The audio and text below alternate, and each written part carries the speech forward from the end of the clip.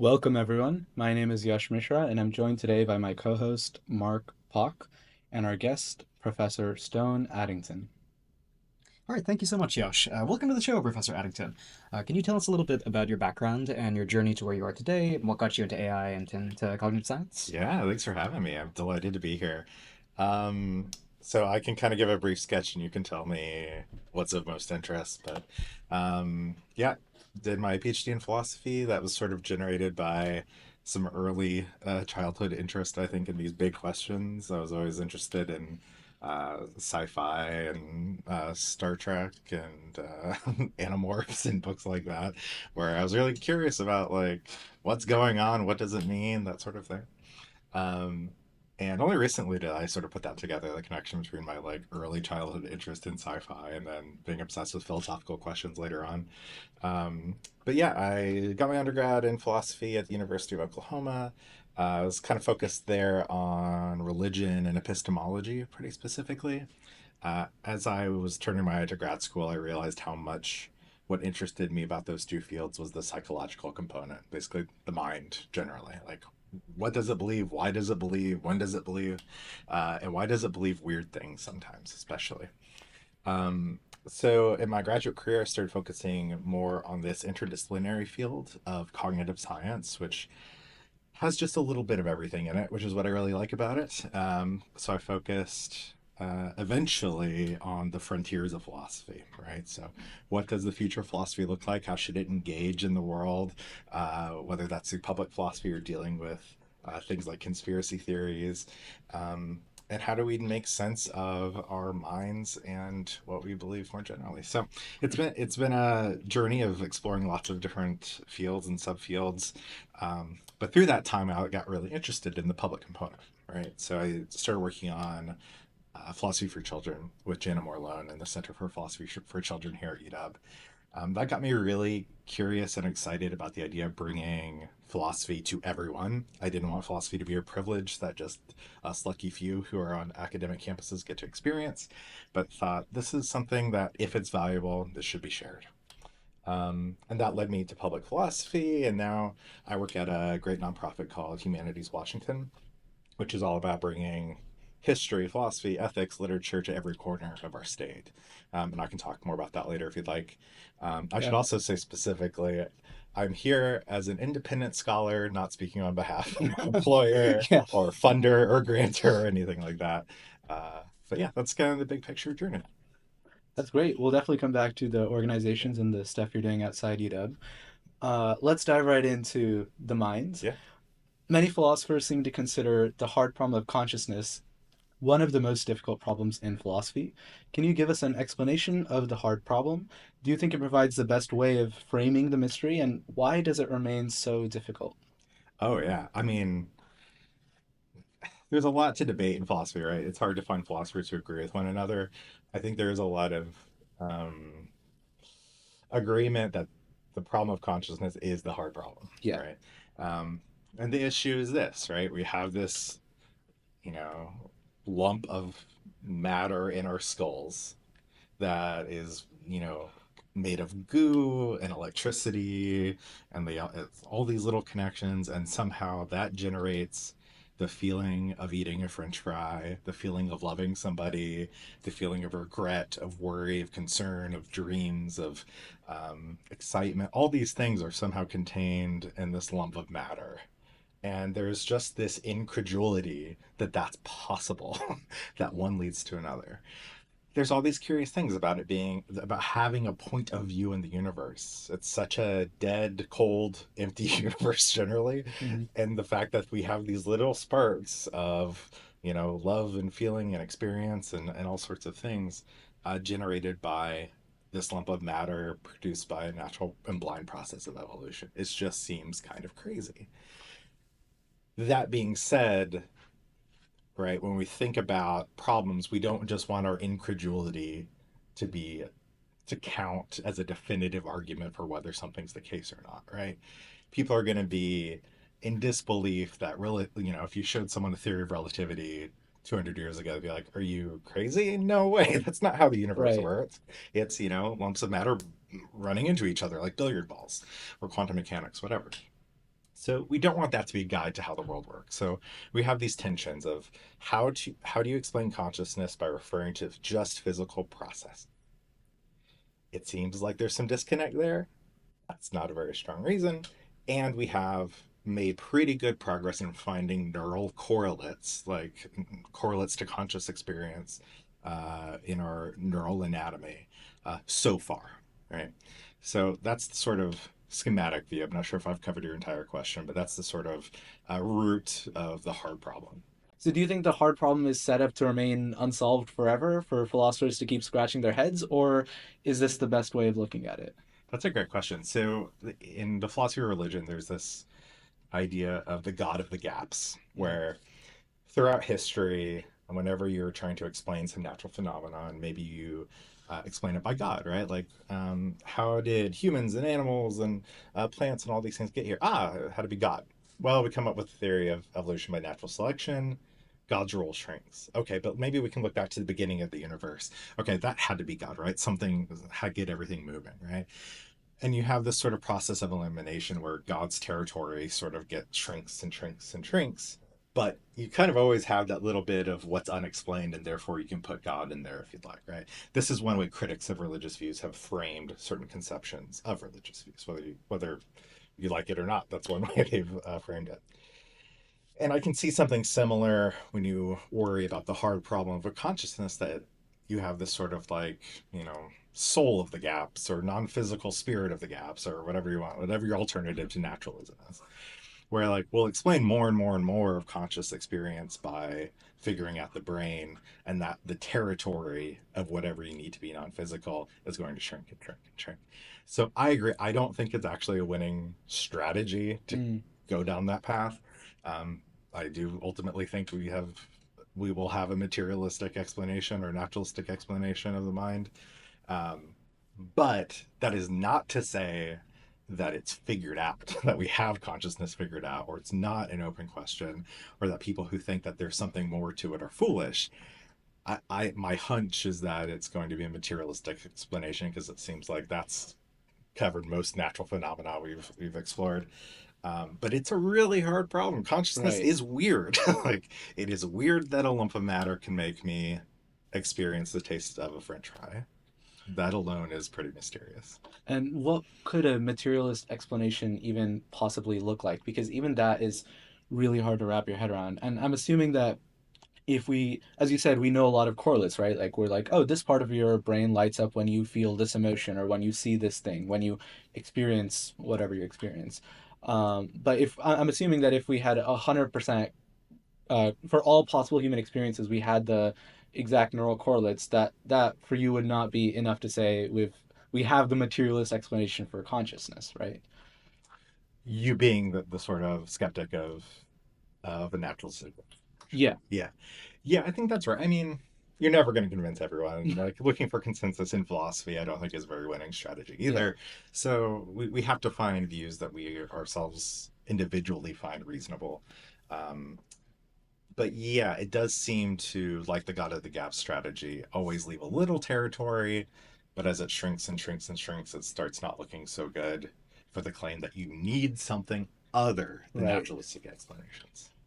And one thing on this topic that I was personally curious about is sleepwalking. Hmm. There are two types of sleepwalking. One is where people are acting out their dream, and the other doesn't have any kind of dream associated with Hmm. it. And in that latter type, you can exhibit all sorts of complex behaviors. There are people that are sleep talking, sleep cooking, sleep working. There was also an interesting case of like a murder that happened when someone was sleepwalking, and the ethical concerns about that.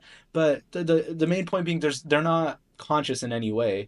Do you think that sleepwalking could show that the concept of a philosophical zombie, which is a being that has no experience but can behave just like a regular person and respond to such, is well, some consider that to be like a philosopher's sleight of hand for an argument. What do you think about it? It's a good question. As someone who has sleepwalked and has weird sort of sleep afflictions like that, yeah, it makes me think about this a lot. I get something called uh, hypnagogic hallucinations or night terrors, they're called more dramatically, where like, Hmm. you're dreaming. When you're dreaming normally, you're unconscious, you're lying in bed, eyes are closed, body's frozen, you're kind of in dream world, right? You're in the simulation world of your brain. Hypnagogic hallucinations instead are you're lying in bed, but you're superimposing a hallucination on reality, right? So you're like in your room, you're looking up at the ceiling, but you see like a monster on the ceiling crawling around, or you see people in your real room, right? It's like superimposed. So this makes me think a lot about the nature of like consciousness and our ability to simulate these things. The question about the zombie, I don't know. That is a question that's always sort of bothered me, and it's funny. This argument, the philosophical zombie argument, and the hard problem of consciousness generally, usually comes down to a certain kind of conceivability. Can I conceive of a philosophical zombie? Something Right. that acts like a human with no conscious experience. Can I conceive of a bit of matter generating consciousness? And at some level, conceivability arguments are at the heart of a lot of philosophical views. But when you look at them straight in the face, it's like, this is what we're basing our views on, whether I can imagine it, right? Right. I'm an evolved ape walking around. I might not be able to conceive of reality as it is properly, right? Like, um, quantum mechanics, relativity, to me, are the best examples of things that would have not been conceivable and still somewhat aren't, especially the quantum mechanic level, aren't really conceivable clearly, yet seem to be true roughly. Um, so conceivability arguments have some issues, but there's also a way where you apply that to all of philosophy and undermine every philosophical view. So I don't want to do that. Hmm. But I don't know. Maybe you're not getting a lot of rich behaviors when you're sleepwalking. I'll tell Sure. you that. I can sort of work a door, but I can't work like a lock. I can climb stairs, but I can't really put together a coherent thought if I'm sleep talking. So I don't think you get very far. I think you might need a little bit more capacity as a sleepwalker before you can make that claim. This is moving sort of back to the question of explaining consciousness, or maybe what consciousness is doing for us in some sense. And it's a very broad question. Like, sort of, in your view, what is the relationship between the self, understanding, and consciousness? But really, what is consciousness doing for us in relationship to all these other sorts of pictures that we have of the minds? The self, understanding, maybe even free will, possibly. Like, what are these different things actually doing for us? What are we trying to explain that we might or might not get at by attempting materialist explanation? Yeah, I mean, not to be flip, but I don't know. Like, I don't think we know. I mean, people like Daniel Dennett say consciousness is sort of like, almost a user interface for for reality, and almost a simulation by which we interact with it. Some people think it's just sort of an epiphenomenal thing that oozes out of a brain or a sufficiently complex neural network. I don't know. I don't think we really know like what the evolutionary purpose of consciousness is. That's a mystery. Um, there's a great sci-fi book called Blind Sight by Peter Watts that if you're interested in this question, and it takes a fairly radical view of like the value of consciousness, actually, it's sort of a philosophical gut punch. It's a great sci-fi book to read. I won't ruin it, but if this is something you're curious about, I'd suggest reading it. But to me, these two questions, how does consciousness happen? And sub question, what's the point of it? And this free will question are the two most difficult questions in philosophy. And I'm fascinated with them because I don't have a good answer for them. I think you have to sort of sit with the discomfort of the question of consciousness on one hand. You mentioned free will on the other as being robustly difficult at this moment, probably intractable problems that if you're a philosopher, you have to be comfortable with the frustration of it. Because I certainly don't have a good answer for you, and I don't think there is a good answer right now. Doesn't mean there won't be one. Doesn't mean it's hopeless. Um, but I go back to Socrates as always, and he talks about this. He right, talks with people. He asks them questions. He frustrates them. Eventually, they get annoyed and say like, "See you, Socrates. I'm out of here. I have to go." And he gets them in this state of philosophical confusion. It's called aporia, right? No way out. Without pores, no way out. And I think the two problems that generate this the most are free will and consciousness. So I don't have a good answer for you, unfortunately, but I'm sitting here with the headache as well when I try to think about it. On the topic of free will, do you see it as analogous to the hard problem of consciousness in the sense of like, would you phrase it in a similar way that, well, we have a feeling of I am very free, but we also know determinism is very likely true? Yeah. Or do you see it as a different type of problem where, it's yeah, determinism is probably the case, but we can and should still make metaphysical claims about, if free will really exists, so that we have like a good sense of responsibility and whatever else comes with that. Yeah, it's a great question. And as an undergrad in philosophy, one of the first philosophy books I purchased for myself outside of a class was this like edited anthology around free will. And I read it all and I was really annoyed. It's like, Right. I don't know what to think. I was so, full of confidence and ego as an undergrad and everything. I know the answers to all this stuff. This was like free will posed the problem to me in a way I could not even begin to come up with a satisfactory answer. Everything seemed wrong. Had intuitions that felt right, like, of course I'm free. But of course, determinism is true. So I don't know. I'm definitely not an expert in free will, by the way. So I don't want to give the impression I'm definitely not a free will scholar. Um, I find it to be a really difficult problem, and there is probably a framing issue there as well in the way we're posing the question. There's lots of good research thinking about how we think about our desires and acting on our desires and what does it mean to have a free will. But I kind of gave up on the free will question because it defeated me pretty soundly as an undergrad. But I find it fascinating.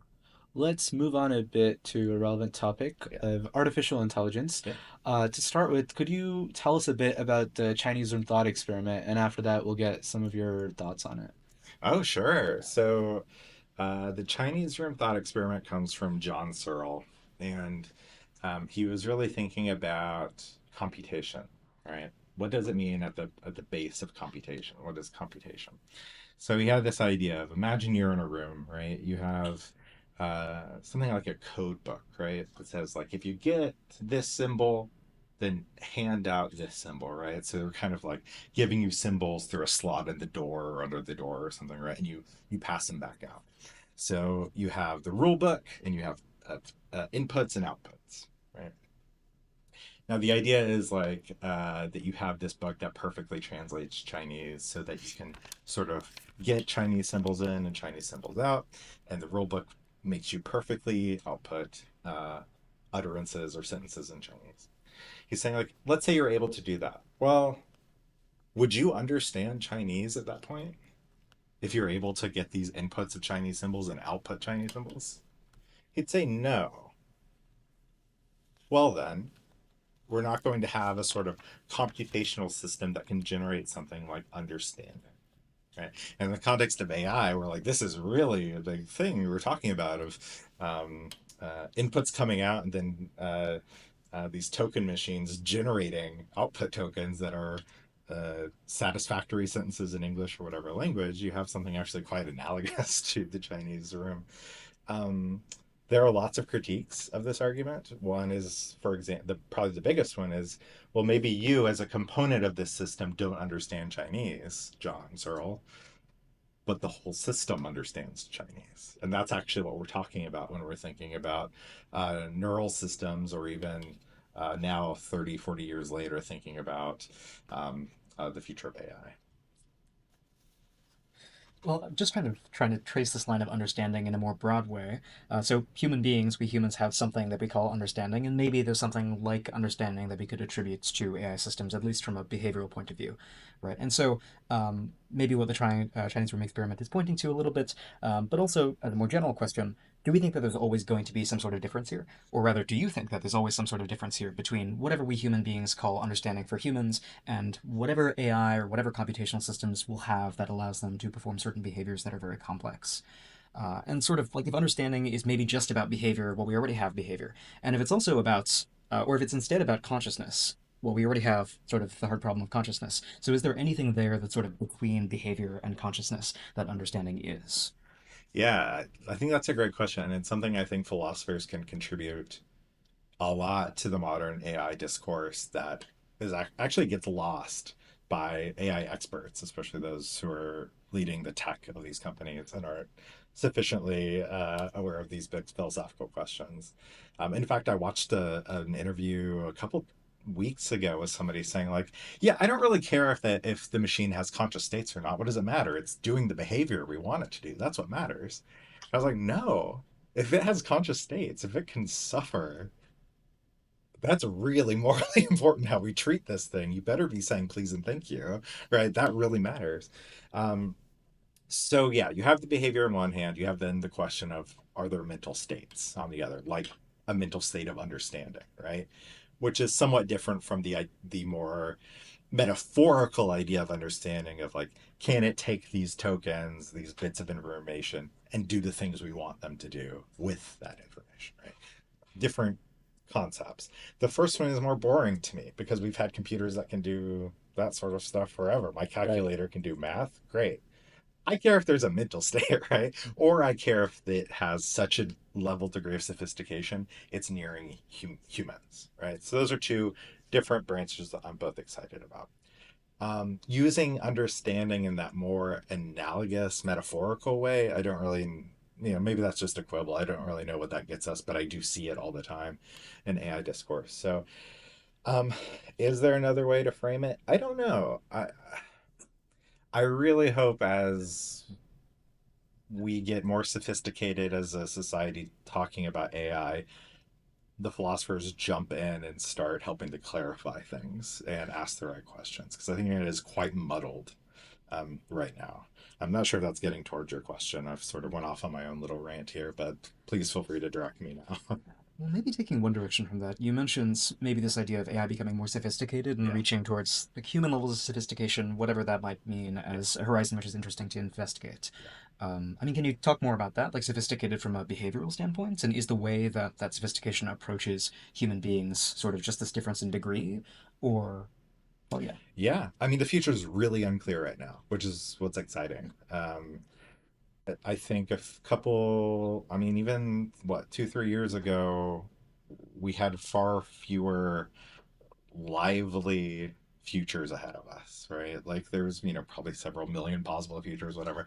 Now it feels like we're at a true nexus moment where the future is robustly mysterious, where if this technology keeps progressing at the rate it is, or faster, or even slower, but still pretty close to what it's doing now, we're seeing a massively changed society pretty soon. Um, so thinking about whether or not progress in AI means a difference in kind is really unclear. A few years ago, that would have been a very abstract question, but now we are confronting this idea of do we already have something like an alien intelligence, so to speak, that is generated, an intelligent system that can achieve goals, right, pursue goals, and fulfill them, that is built in such a different way from us, right? For so long, we're the only game in town in terms of intelligence, right? We're the things that built buildings and recording systems and computers and all these things. And we're the only sorts of things that were really doing that at a sophisticated level. We now have this thing that's not trained based on genetics and relationships with families and friends and teachers and schools, but generated out of a conglomeration of the internet pulled together, statistically combined and recombined, and then outputting tokens. That's a very different way to achieve intelligence than the only game in town has been thus far, that is humanity. Um, so I think we need to have a very open mind about what the future looks like because it could get weird. I think it's already really weird that we can have these conversations with chatbots and they've passed the Turing test as of like 3 years ago, and it kind of just whipped on by. Uh, that's an odd world for us to be in, for the Turing test to be 3 years out of date when it was the standard for 80 or whatever. So I don't know. I'm excited and I'm nervous about what might happen, but philosophically, I'm very excited to think about intelligence from a sort of artificial standpoint. I'll put forth like my characterization of the thing, and I want to see if you would agree or push back on it. In that, to me, it's not clear why, say, things like intelligence or understanding necessarily have to be entangled with consciousness in any sense. In that, there are things we've already talked about sleepwalking, right? And about how we kind of know, and Dennett also talks about how the line between conscious and unconscious processing is super blurry. We can clearly have behavior without the lights being on internally. So, if the AI systems let's say perhaps they can never be conscious. The lights will never turn on in there. There's nothing it is like to be the AI system. Would we could still be able to say it is intelligent just based off of the behavior that it is exhibiting. What would you feel about that? Do you think that we should try to gatekeep terms like intelligence and understanding to keep it to humans, or do you think that a better understanding of AI would involve using those words for AI as well? No, that's a great question. I think I generally agree with the framing. I think intelligence and consciousness and other sorts of and mental states, I guess, more generally, are correlated with our one data point of humanity. We have some nice correlates. We have some less useful data points with animals. But we at least know one thing is conscious and one thing is intelligent, and it goes together, and that's humans, right? Um, I think conceptually they are divorceable, right? This idea of an intelligent system versus a conscious system. I think it will be real interesting as we sort of approach that human level intelligence of powerful, sophisticated AI systems to see what else pops out, to see if mental states are correlated with a sufficient amount of complexity or intelligence or whatever, feedback loops, whatever quality we think is important. In some way, it's sort of an empirical way to like explore these big questions of consciousness, and others it gives us more data than we've had before, but just humans to poke around in. Um, so I agree. I think conceptually those are separate, intelligence and consciousness. It may be that we have super intelligent AI systems that are millions of times smarter than all of humanity put together, and not even a glimmer of a mental state. That seems possible to me. I don't know. That's why I'm kind of excited to see what happens next. Um, I suspect that it's not the intelligence that gets you mental states, but the complexity with the feedback loops, with the information um, going back and forth between small systems aggregating into a larger system. That mental states start to emerge, but we'll see. Right. Well, let's make a little bit of a pivot, and also, in some sense, a return to this question of what might happen in the future, and thinking maybe a little bit less about AI and a little bit more about technology more generally. And so, AI is a great example of these kinds of very large-scale concerns that we might have about the effects of technology on humanity. And so, one of the things that we're sort of interested in is what is the best way of framing what technology is sort of doing for us here, in the sense that technology might be something like a force for progress, or a body of knowledge, a political process, or just a tool which is conditioned by its deployments. And the way in which we frame technology in these sorts of discussions conditions a lot of the thoughts that we have about it. So, what do you think is the best way of framing the role of technology? Yeah, I mean, this is. I thought you were asking big questions with the free will and consciousness questions. This might be an even bigger question. Uh, so I might struggle here to draw a full circle around what I'm trying to say, so feel free to guide me. But um, I think it's somewhat cliche at this point to think about like, oh, social media is affecting us, and like, I'm addicted to my phone. Those are all true, though, and it is actually a disruptive force. But I want to think about technology more broadly. I want to think about things like the printing press, um, the engine, fire itself, clothing as forms of technology. Right? And I want you to think about the before and after of something like fire, of something like the printing press, maybe even something like language, if you want to stretch the metaphor with me.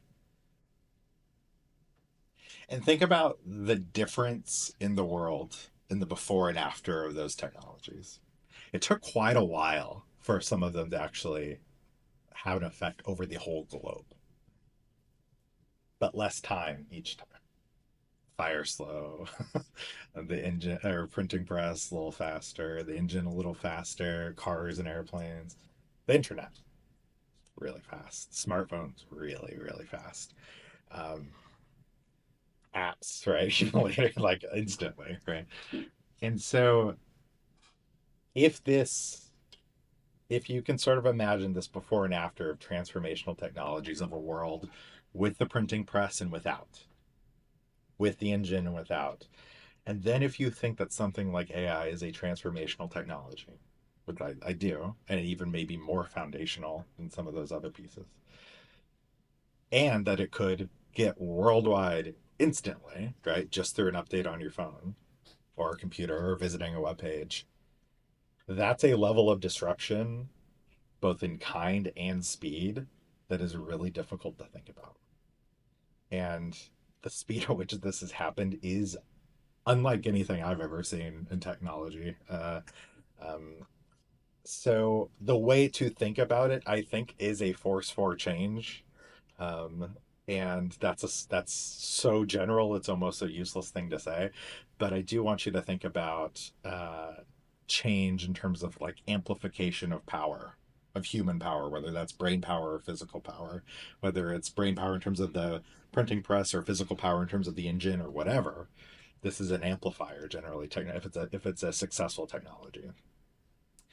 And if this sort of fundamental power we have is intelligence, the thing that's allowed us to build buildings and computers and talk to each other, and we're getting at that foundational piece of our human ability, and that's the thing we're amplifying, and it's quickly moving and it's rapidly increasing in terms of its ability. Whoa, that's unbelievable. Um, so I am somewhat in a continual state of what's called like future shock, of thinking, wow, here we are and something big is happening. And of course, it might all plateau, it may all fall apart, an asteroid might hit tomorrow, who knows? Like, we don't know the future. But I do think if you thought those technologies were foundational and powerful and transformative, all those I've mentioned, and now you think it might be possible to do the same for intelligence itself, that is unbelievably seismic for how we live our everyday lives, compose our society, do our work, relate to the world. So I think there's an enormous potential here for the world to change. I don't know if it will happen. This is all about mapping probabilities, but we have a greater probability, in my opinion, than we've ever had for a big thing to happen in our lifetime that changes things quite a bit. For good, for bad, I don't know. Um, but it's a transformational force for sure. Well, picking up on that very final piece, to be incredibly reductive, do you think it'll be good or do you think it'll be bad? Like, broadly, are you optimistic about how technology and especially AI will change our future? It really changes, I would say, day to day. I'm trying to be honest here, not give a sort of pat answer to make the conversation flow better. But like, if I'm honest, I think it could be very good. If I'm honest, I think it could be very bad. I honestly think it probably depends on how we handle certain few questions. One is um, how well distributed access to artificial intelligence is as a resource. Right now, it's fairly accessible. There's lots of free versions, and if you have something like a smartphone, you can have access. Lots of equity issues, of course, still, but as far as technology goes. Um, but the big question, the elephant in the room, is the labor market question of what do you do if you have all of a sudden 100 billion geniuses in the labor market able to do any work that a remote worker could do? I don't know. So I think that's a real policy question. So there's lots of interest in things like universal basic income as a possible ameliorative approach to that sort of question. But just would it be great to have an ally in the world that is super intelligent and can help us solve a lot of problems? Yes. Will there be side effects that we have to deal with through policy and careful distribution? Yes. Are we up to those tasks? That's the question mark. I don't know. I think this is sort of a hope, not really a reasoned belief. My hope is medium to long term gravy. Everything's going to be good. I hope. Short term, I'm very concerned. So yeah, not a great clear answer, but I think this is I'm quite serious when I call this a nexus moment where there are many possible futures and it is unclear. And if someone tells you it's very clear that things are going to be good or bad, I think they're lying or confused. And as we turn to wrap up, we'll make one more pivot. In your dissertation, you write on how cognitive science can actually inform our philosophical methodology. Yeah. Could you tell us more about that and also what your vision for the role of academic philosophy in the future would be? Yeah. So I'll take the first question there. I might need to be reminded about the second question. Um, so as part of my dissertation, I was thinking about philosophical methodology, like how philosophers do what they do, how they reason through beliefs, and um, a lot of that stuff is just mental activity, right? It's reasoning is a mental activity where you reason from one position to another. But also, we do this thing, we have these things called intuitions, right? These are supposed to be these foundational responses or attitudes towards like a thought experiment or a view, like, oh, that's justified or it's not. Or, yeah, I would pull the lever in the trolley problem or not, right? These intuitions. There's some research in the last couple decades about how those intuitions are very vulnerable to psychological biases, the sorts of biases that affect everyone and almost every kind of belief. What do you know? Actually, affect philosophers too. And so I was really concerned with the idea of like, well, how do we become better philosophers by paying special attention to the actual machinery that allows us to do philosophical reasoning? Um, so there's all sorts of ameliorative strategies you can take to kind of de-bias thought experiments and things like that. Um, Typically, it's about actually admitting as a philosopher you are a fallible epistemic agent and you need to be careful about the way you reason. And there's no way to become the sort of perfectly impartial reasoner who is not afflicted by your human brain. So that's the one piece is thinking about philosophical methodology in the context of bias. What was in the second half of your question? And what would your vision be for the role of academic philosophy in the future? Yeah, so I want to see academic philosophy flourish. When I'm talking about academic philosophy, I'm talking about what you see around a college campus, professors teaching students doing their research, that sort of thing. However, I think it is very much in danger, and I think it's in danger whether it's from funding or from um, political attacks or from just like lack of interests, like lack of majors or whatever. Uh, it's in danger because it can only be part of a portfolio of a successful humanities or philosophy enterprise. You need, I think, a public component. So I want there to be room for the scholars, but I need there also to be room for people who are going out and working in communities, making philosophy accessible to people who aren't already majors, who aren't already in the tent, and really making philosophy and all humanities disciplines relevant, exciting, successful. I think all of us have like an origin story when it comes to philosophy, a book, a show, a question, a conversation, a teacher, whatever that gets your heart going, gets a burning question going in your mind that makes you obsessed with these big questions. And I think we need to make those opportunities available to everyone. I want everyone obsessed with the humanities and philosophy in particular. So academic philosophy, its role, it needs some help. And I think public philosophy, public humanities are the way to give it some help. And so it needs to be supporting public projects so it can also benefit from public facing projects. So actually, let's loop back around to what you said at the very beginning, which is your work with Humanities Washington and bringing that together with this. And on your website, you have this fantastic line, "Saving the Humanities," and it was an enigmatic line to both of us. And so, what does that mean for you, and how does that sort of link up to what you were saying earlier about public philosophy and public humanities and these sorts of things? Yeah. So one quote that's really stuck in my mind is from David Domke, who's a professor that works in political nonprofit. But he said that academia can basically be a gated community. Right? It is an enormous privilege to sit in these rooms, to come to these campuses, right? And the people on the outside, they're like castles, right? Like they're these, especially the University of Washington, these beautiful Gothic buildings that literally look like castles, um, and are somewhat distant, right? Um, Even practical questions like where do I park if I'm an outside community member and want to come here? How do I get to a building? Oh, there's this public facing event supposedly, but it's listed. It's like SAV 135. Like, what does that mean? It's just a symbol of a building. So there are all these ways where like universities can be sort of distant from communities. So I'm lucky enough to be director of programs and deputy executive director at Humanities Washington. We're a nonprofit. We're the state affiliate of the National Endowment for the Humanities. And we have several programs that try to bring the humanities outside the ivory tower and make sure everyone has access to them. So we have like a speakers bureau, or we have hundreds of events across the state around philosophy and history and ethics and so on. We have like a literacy program for the entire family where over 6 weeks they read books together and share a meal and have conversations between themselves and their family and their neighbors.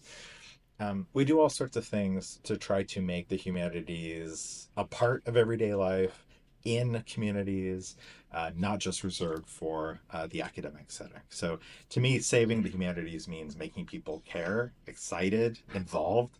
And to me, I don't know, I can't think of another way to do that other than to make the humanities public and valuable to people.